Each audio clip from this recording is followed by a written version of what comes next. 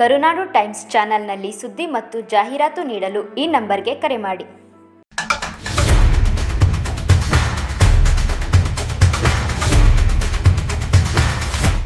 ಮಕ್ಕಳಿಲ್ಲದ ಕೊರಗನ್ನು ನೀಗಿಸಲು ಮರಗಳನ್ನು ಮಕ್ಕಳಂತೆ ಪೋಷಿಸಿ ಅಂದಿನ ರಾಮನಗರ ಇಂದಿನ ಬೆಂಗಳೂರು ದಕ್ಷಿಣ ಜಿಲ್ಲೆಗೆ ಖ್ಯಾತಿ ತಂದುಕೊಟ್ಟ ವೃಕ್ಷಮಾತೆ ಸಾಲುಮರದ ತಿಮ್ಮಕ್ಕ ಇನ್ನಿಲ್ಲ.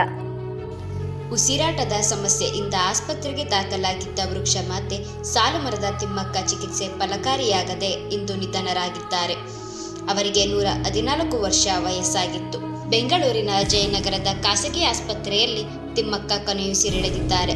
ತುಮಕೂರು ಜಿಲ್ಲೆಯ ಗುಬ್ಬಿ ತಾಲೂಕಿನಲ್ಲಿ 1911 ಜೂನ್ 30ರಂದು ಜನಿಸಿದ ಇವರು ವೃಕ್ಷಮಾತೆ ಎಂದೇ ಪ್ರಸಿದ್ಧಿ ಪಡೆದಿದ್ದಾರೆ. ಹೀಗಾಗಿ ತಮಗೆ ಮಕ್ಕಳಿರದ ದುಃಖವನ್ನು ಮರೆಯಲು ರಸ್ತೆಯ ಬದಿಯಲ್ಲಿ ಆಲದ ಸಸಿಗಳನ್ನು ನೆಟ್ಟು ಅವುಗಳನ್ನೇ ಮಕ್ಕಳಂತೆ ಭಾವಿಸಿ ಬೆಳೆಸಿದ್ದರು. ಅನಕ್ಷರಸ್ಥೆಯಾಗಿದ್ದರು. ಪರಿಸರ ಸಂರಕ್ಷಣೆಯಲ್ಲಿ ತಿಮ್ಮಕ್ಕ ಅವರ ಮಹತ್ತರ ಸಾಧನೆಗೆ ಹಲವಾರು ರಾಷ್ಟ್ರೀಯ ಮತ್ತು ಅಂತಾರಾಷ್ಟ್ರೀಯ ಸಂಸ್ಥೆಗಳು ಪ್ರಶಸ್ತಿ ನೀಡಿ ಸನ್ಮಾನಿಸಿವೆ.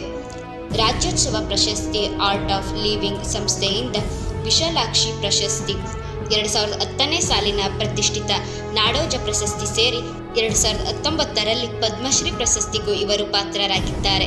2020ರಲ್ಲಿ ಕರ್ನಾಟಕ ಕೇಂದ್ರೀಯ ವಿಶ್ವವಿದ್ಯಾಲಯ ತಿಮ್ಮಕ್ಕನವರಿಗೆ ಗೌರವ ಡಾಕ್ಟರೇಟ್ ನೀಡಿ ಗೌರವಿಸಿದೆ.